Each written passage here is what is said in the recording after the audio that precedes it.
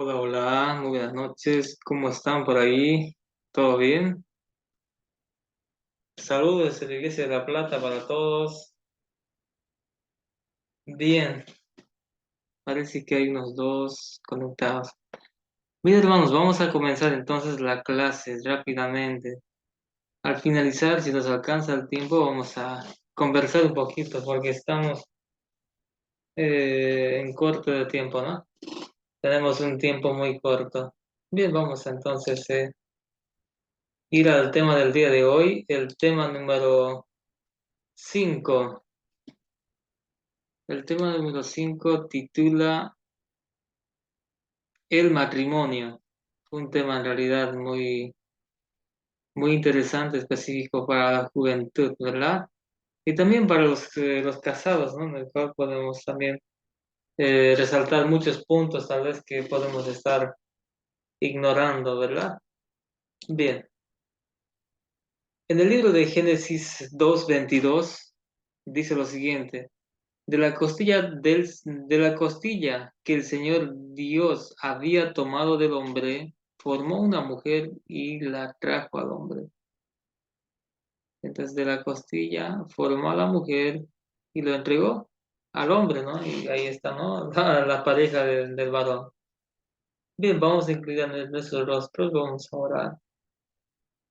Padre Celestial que se de los cielos, te pedimos tu bendición para este curso. Recibe esta oración en el nombre de tu amado Hijo Cristo Jesús. Amén. Bien, hermanos, vamos a entonces continuar con el curso el día de hoy. El matrimonio. Entonces acá de entradita estamos entendiendo que el matrimonio ya fue una institución que fue dada en el Edén, porque Dios mismo hizo la primera ceremonia, ¿no? Por eso dijo, el hombre dice, va a tener una esposa, una compañera. Y bueno, y esto va a ser para toda la vida, ¿no? Eso lo dice en el libro de Génesis, vamos a entender, Génesis 2, desde el 18 vamos a leer, si tienen su Biblia por ahí pueden leerlo. Y dijo Jehová Dios, no es bueno que el hombre esté a solo, ¿no? Le haré una ayuda idónea. En el 2:24 nos dice, por tanto dejará al hombre a su padre y madre y se unirá a su esposa y será una sola carne. Bien. Ahí está, ¿no? Unidad, no en realidad, vamos a decir, unidad así física, ¿no? Unidad así en ideas, unidad en un compromiso para llevar adelante a la familia, para llegarse a entender también, ¿no? En el asunto de la convivencia y en todo, ¿no? Tienen que unirse todas sus ideas, propósitos, todo, ya no puede el hombre hacer su voluntad y la mujer, sino que ahora está ahí desde el matrimonio para adelante, ya tienen que coordinar los dos. Bien, entonces el matrimonio preserva tres puntos importantes. ¿Por qué fue instituido el matrimonio? Dice, para que la humanidad se multiplicase, pero no para satisfacer sus pasiones. Entonces, para la multiplicación de la humanidad, para eso es el matrimonio, ¿no? El otro punto que tenemos, para que hombre y mujer se ayuden recíprocamente en el amor. Entonces, para que sean una ayuda mutua a los dos. A veces uno solo no puede hacer muchas cosas, ahora son entre dos, y entonces así pueden ayudarse de una mejor manera, ¿no? Bien. Y la otra parte, para evitar adulterio y fornicación. Ese es el otro punto, ¿no? Que tenemos que llegar a entender, que en el cual a veces el soltero puede estar cometiendo, ¿no? El tema de la fornicación, tal vez, ¿no? Si se está portando mal. Pero ahora, como es casado, entonces sí estaría dentro de lo lícito, ¿no? Que el hombre ya a este punto puede haber solucionado. Bien, entonces, ahí están los tres puntos importantes para preservar la raza, para que sean ayuda idónea, para evitar la fornicación, ¿no? Bien, los 3 puntos y los textos. El origen del matrimonio lo acabamos de leer. Entonces, el matrimonio instituido por Dios fue la monogamia, dice, ¿no? La Biblia. La monogamia es el ideal de Dios para la humanidad. Dios no autoriza la poligamia en ningún caso, lo dice el testimonio, ¿no? Entonces, la monogamia es el casamiento de un hombre con una mujer, no pudiendo casarse simultáneamente con otra. Solamente en este caso hay un solo matrimonio con una sola mujer. Bien. Dios quiere que el hogar sea el lugar más feliz de la tierra, el mismo símbolo del hogar celestial. Eso en realidad tiene que ser el hogar del cristiano, del creyente, ¿no? En este caso, un hombre con 2 mujeres ya no van a ser felices, ¿no? Un hombre con una mujer, sí, los dos tienen que ser, tienen que unir todas sus ideas, propósitos, la forma de la crianza, todo. Los dositos tienen que llegar adelante, ¿no? Bien. Un texto importante nos dice un consejo de la sierva del Señor. Dice lo siguiente para los casados. Ninguna otra persona tiene derecho a cruzar este círculo sagrado. El esposo y la esposa deben serlo todo el uno para el otro. Entonces solamente los dos nomás dice tienen que llevar adelante la familia, ¿no? Entonces ninguna otra persona, ya sea tal vez los padres, ya sea una tercera persona que se está metiendo, un amigo, una amiga, no puede entrar, dice, ese círculo sagrado. Es un círculo sagrado solamente de 2 personas. Acá tiene que reinar Cristo de por medio y ningún otro más, si no se lo pide, ¿no? Ella no debe tener secretos que rehúse revelar a su esposo y comunique a otros. Y él no debe tener también secretos que no diga a su esposa y revele a otros. A otros revela, pero a su compañera no lo revela, o al revés, el compañero o la compañera revela a otros, a sus amigos, pero él no lo revela. No debe de haber secretos en los casados, ¿no?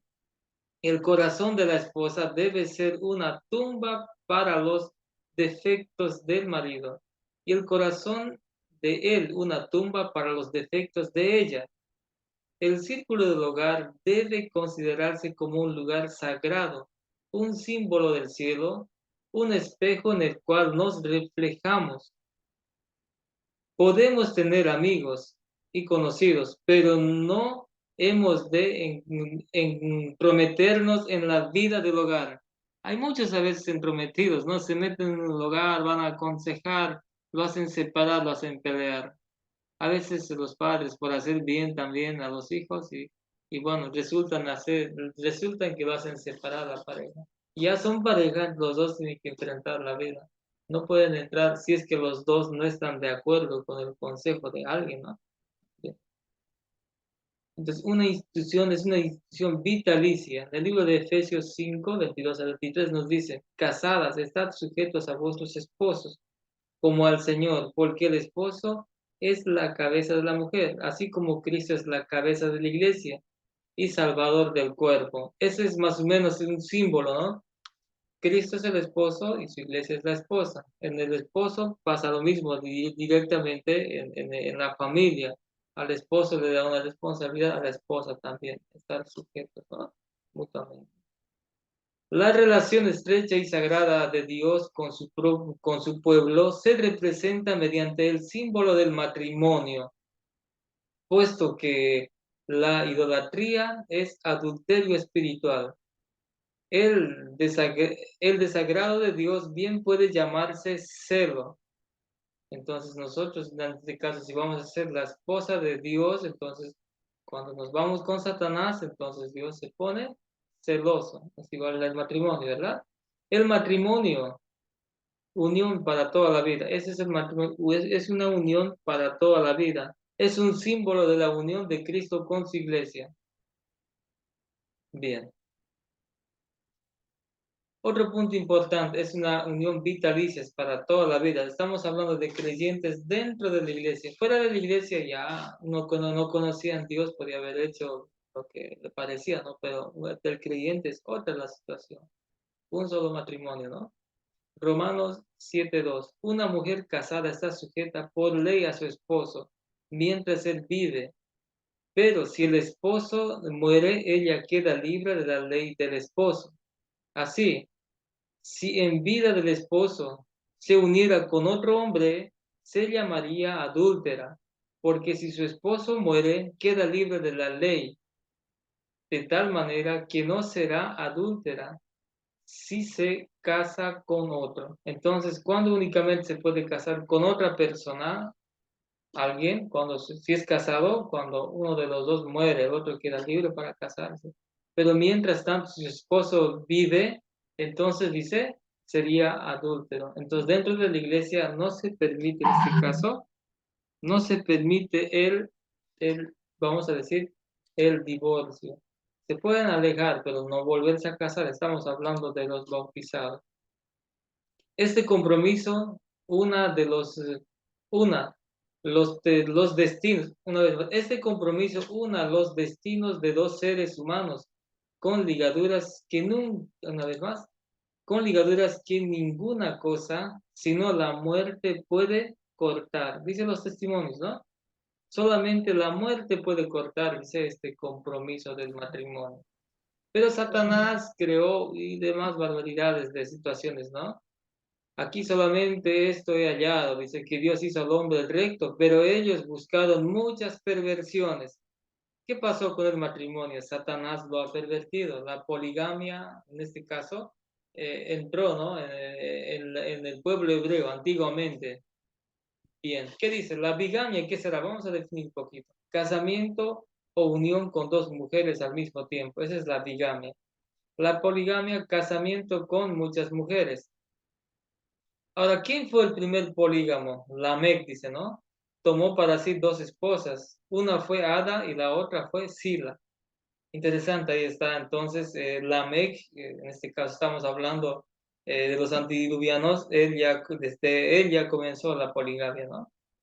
Cuando los hijos de Dios vieron que las hijas de los hombres eran hermosas, tomaron por esposas las que más les agradaban. Entonces acá los creyentes del pueblo de Dios, en este caso los descendientes de Seth, se empezaron a buscar mujeres de los que no eran del pueblo de Dios, ¿no? Entonces podemos entender las hijas de Caín, ¿no? Se simbolizaba a los hijos a los hijos de los hombres y los hijos de Set eran los hijos de Dios. Dos grupos había, ¿no? En este caso, uno del pueblo de Dios, con uno de afuera se casó, y entonces eso era totalmente el desagrado de Dios. Por eso en aquel tiempo se volvió totalmente un pueblo pagano los antediluvianos, ¿no? Lucas 17 del 26 al 27. Como fue en los días de Noé, así también será en el día en que regrese el Hijo del Hombre. Comían, bebían, se casaban y se daban en casamiento, hasta el día en que Noé entró en el arca. Y vino el diluvio y destruyó todo. ¿Qué pasó? En los días de Noé, así eran, comían, bebían, se casaban, daban en casamiento, se casaban, se divorciaban en realidad, ¿no? Así también será, dice, cuando Cristo venga. Y esto va a ser la condición. Entonces, lo que Satanás ha pervertido aquí es también los antediluvianos, en Sodoma y Gomorra también, aquí el homosexualismo, hombres con hombres, mujeres con mujeres, y se casaban, se daban en casamiento. En los tiempos de Abraham también esa mala tendencia había pasado hasta con los hijos de Dios. En este caso, Abraham tenía dos mujeres, ¿no? Estaba con Agar y con Sara, y fue un problema para su familia. Las dos mujeres se peleaban. Qué terrible historia, ¿no? El casamiento de Abraham con Agar fue un mal, no solo para su propia casa, sino también para las generaciones futuras. Claro, en este caso tenía hijos con dos mujeres. En este caso, Ismael le odiaba, digamos, vamos a decir, a Isaac. Isaac era su medio hermano porque tenían diferentes madres. Una era con Agar, la otra con Sara. Las mujeres peleadas. ¿Qué pasó con Esaú? Esaú también vio también que las hijas de Canaán parecían mal a su padre. Y fue a Ismael y tomó por esposa a Mahalel, hija de Ismael, hijo de Abraham. Entonces acá Esaú se casó con las paganas, porque vamos a decir, los hijos de Ismael eran en realidad paganas. De ahí tomó Esaú, ¿no? Bueno, ese es un punto en realidad muy triste, queridos hermanos, que pasaba en la historia. Entonces, también los hijos de Lot, ¿no? Las hijas de Lot. Entonces, en este caso, Domingo Gomorra totalmente estaba pervertido.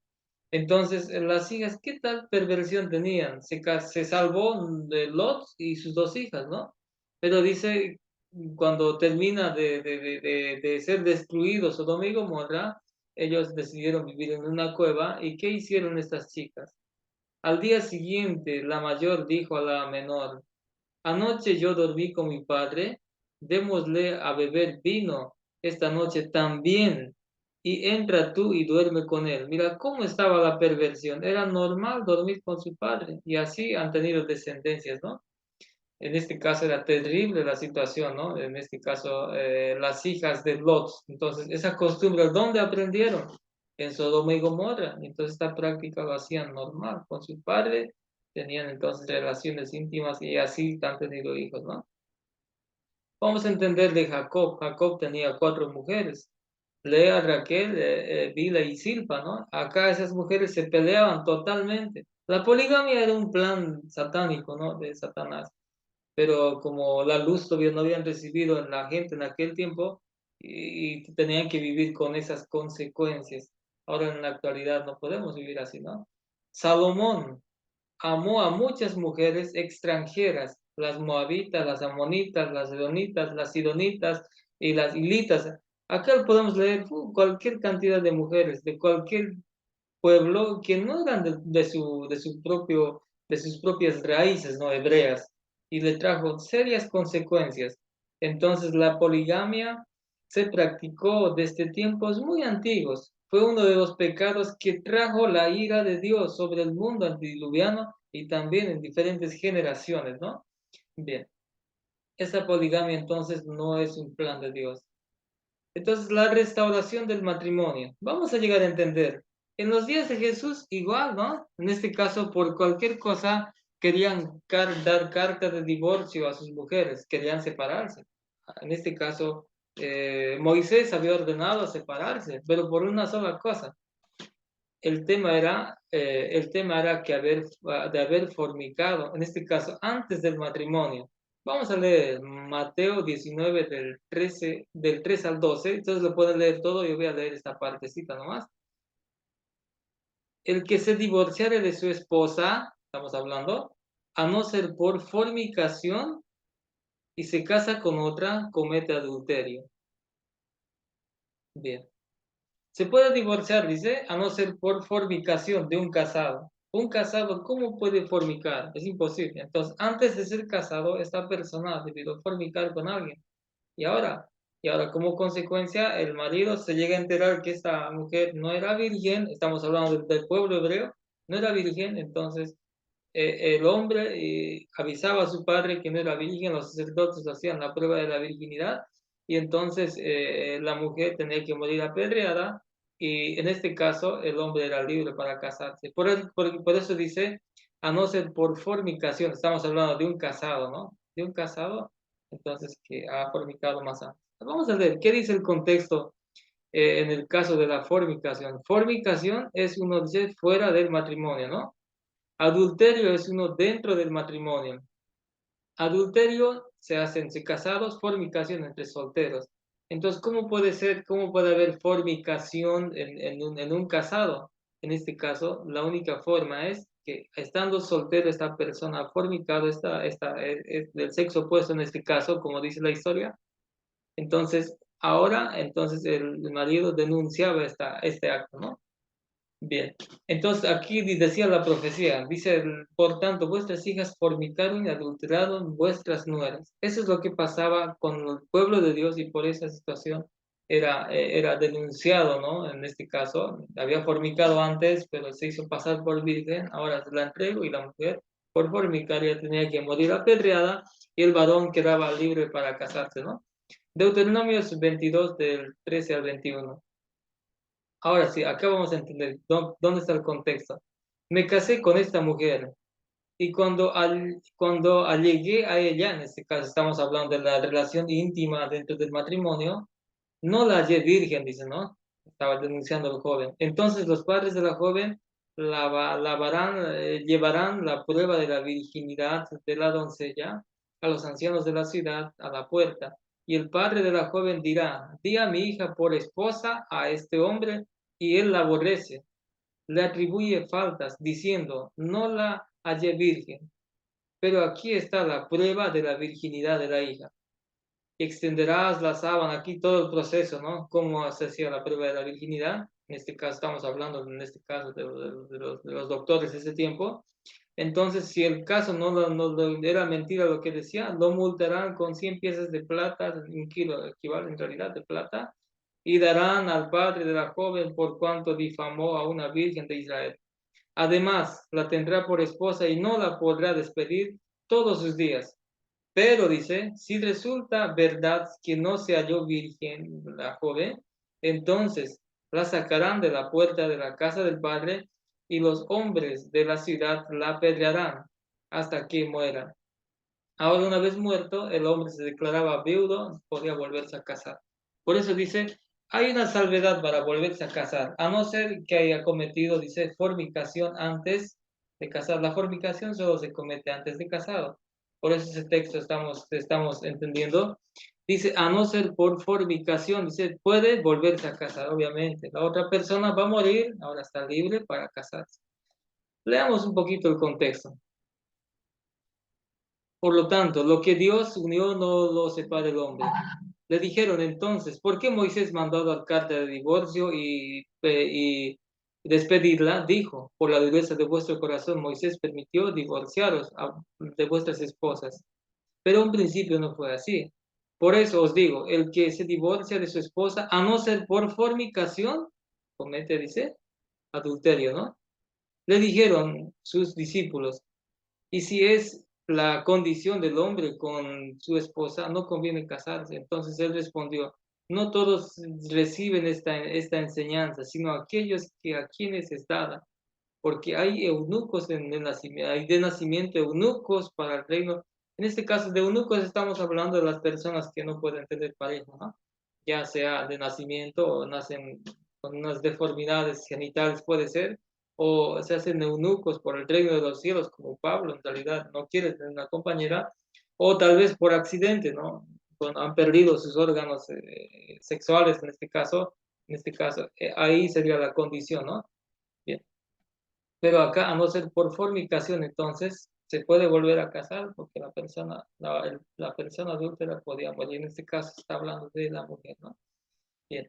Si una mujer casada adúltera era muerta, ¿no? Se encontraba una mujer en pleno adulterio, hemos entendido, en los días de Cristo esto estaba vigente, ¿no? Entonces a Jesús lo trajeron a una adúltera, ¿no? Para apedrearlo. Por eso estaba vigente. Si se sorprende a un hombre echando con una mujer casada, los dos han de morir. Así acabarán el mal de Israel. Este procedimiento estaba en vigor en los días de Cristo. Entonces, los escribas y los fariseos le trajeron a una mujer tomada en adulterio y poniéndola en medio y dijeron, Maestro, esta mujer ha sido tomada en el mismo acto del adulterio. Dice, en la ley de Moisés nos mandó apedrear a esta mujer. Y le dijeron, decían esto para tenderle un lazo y poder acusarlo. Ahí está, ¿no? Entonces, bueno, querían que cumpla la ley que estaba vigente en ese tiempo, en los días de Moisés, ¿no? Pero cuando Cristo muere, ya no es ojo por ojo, diente por diente, sino y si no es, dice, con el Espíritu Santo, ya no se puede apedrear, ahora es con el Espíritu. El Espíritu Santo se retira a las personas que pueden estar cometiendo este caso, ¿no? Ya no hay asesinato, ¿no? En este caso, más antes, el pueblo hebreo, por violar el sábado, tenían que morir por no aceptar estas reglas que se puso al pueblo hebreo, se podían morir por cualquiera de esos, en este caso, el adulterio, uno de ellos, ¿no? Bien. ¿Quiénes pueden casarse? Los solteros y las viudas, nada más. ¿Quiénes pueden casarse entonces? Los solteros y las viudas, nadie más, ¿no? Quisiera más bien que todos los hombres fueran como yo. ¿Cómo era Pablo? Pablo tenía, decimos, el don de la continencia. Era un eunuco, ¿no? Por el reino de los cielos, él no buscaba una compañera. Bien, pero cada uno tiene su propio don de Dios, unos de una manera y otros de otra. Digo, pues, a los solteros de las viudas, que es bueno que fueran como yo, pero si no tienen el don de la continencia, estamos hablando como Pablo dice, quisiera que sean como yo, dice Pablo, cásense, que es mejor casarse que quemarse. Hemos entendido tres puntos importantes. ¿Por qué uno tiene que casarse? Para evitar la fornicación, en este caso quemarse, ¿no? Por eso tiene que casarse. El otro punto es, ¿por qué debo casarme? Porque tengo que multiplicar la raza. ¿Por qué debo casarme? Porque necesito una ayuda idónea. Solo, dice, más vale dos que uno, ¿no? Está hasta en el invierno, dice, ¿no? Dice, es como un cordón, dice, de dos dobleces y el tercero entraría Dios para hacer más fuerza en cualquier situación de la vida, ¿no? Entonces vale siempre ser a veces entre dos solo, a veces es un problema, ¿verdad? Y más que todo por el vínculo de la amistad. ¿Qué aconseja Pablo a los separados? Pero los que están unidos en matrimonio mando yo, sino el Señor, que la mujer no se aparte de su esposa, no tiene que apartar de su esposa, y si se aparta, que se quede sin casar o reconcíliese con su esposo, y que el marido no abandone a su esposa. Si se han discutido separados, está bien, pero no se casen, porque estamos hablando dentro de la iglesia. Fuera de la iglesia ya se separan, ya se casan con otros, ¿no? Pero dentro de la iglesia no se puede, no hay divorcio, ¿no? Tienen que esperar que se muera, ¿no? Bien. ¿Qué está profetizado sobre la condición del matrimonio en nuestros días? Ya hemos entendido, ¿no? Muchos se casarán y estarán en el casamiento en los últimos días. Va a pasar, esa institución del matrimonio va a estar totalmente destruido. Matrimonios prohibidos por la palabra de Dios, ¿no? No darás a tu hija, dice, ¿a quiénes? A los que no son del pueblo de Dios, porque ese es un pecado terrible, ¿no? Bien.